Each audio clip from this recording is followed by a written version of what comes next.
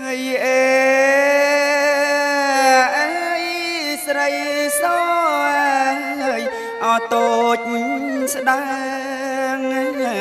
កូនអើយកូនណា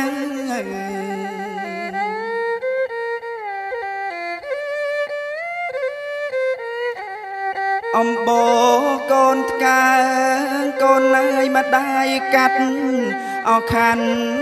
ស្លាងអើយ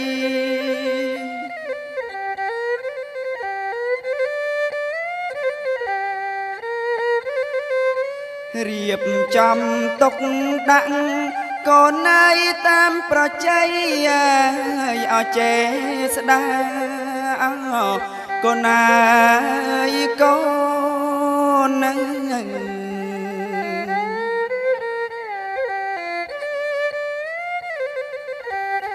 ជីវល្អអង្គចាកូនអើយកាត់តា